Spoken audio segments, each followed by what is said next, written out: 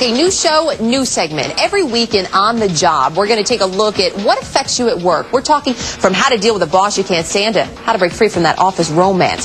Tonight, we are tackling when your boss or coworker crosses the line into inappropriate behavior. Now, in your office, maybe that's an off-color remark, an unwanted advance that makes you uncomfortable. But for one Californian woman, it was spanking.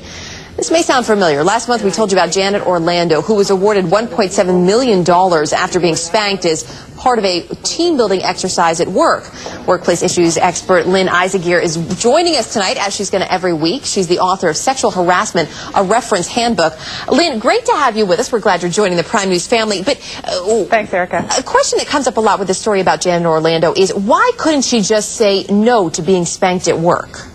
Well, for one thing, she was somebody who was different in that workplace. It was a male-dominated workplace, and I think if we're the different person, it's always harder to say no. Also, I'm sure she wanted to have her job, and it was something the boss was leading, and most of us do go along to get along in some environments, especially at work. So this was part of a team-building exercise, we're learning, the spanking that went on. Were you surprised at all at the judgment, $1.7 million? Well, I think it's important to recognize that a big chunk of that is what's called punitive damages. So it's the amount the jury tried to come up with to punish the company. So $1.2 million was that. But juries take these kinds of degrading behaviors very seriously, so no, I'm not surprised. And when we look at these kinds of degrading behaviors, as we said, for everyone it's going to be something a little bit different. A lot of that depends on where you work. You know, here at Headline News, we don't really do these team-building exercises that a lot of companies do. They go off on retreats. Right. What are some of the more interesting exercises you've heard about? Well, I think there's a lot of outdoor activities which can certainly be intimidating to some people. People go on river rafting trips, on ropes courses. I've seen a lot of exercises where people are really required to disclose secrets or most embarrassing moments, things like that. And if you're required to be there, it can be coercive. So it's something we need to think about. As leaders, we really need to think about what is inclusive, what really is something that everyone can participate in. And like you said, sharing secrets can be enough to really make someone feel uncomfortable. So if I'm feeling uncomfortable, if I feel that some of the behavior around the office is inappropriate, what do I do?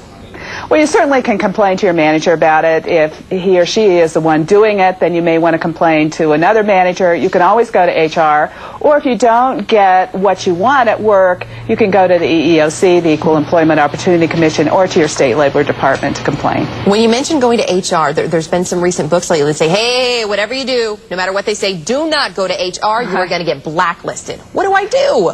Well, you know, certainly we would hope you have a good HR organization, and they certainly do exist out there, and you are protected from retaliation, which means legally, if you are coming forth in good faith, you can't just make something up, but if you're coming forth in good faith, they can't retaliate against you. They can't do something bad to you just because you complained. And again, as leaders, we want to protect people who are complaining in good faith. And always best to get everything in writing. We only have about 15 seconds left. I know you have a quick list, though, of red flags of a hostile environment.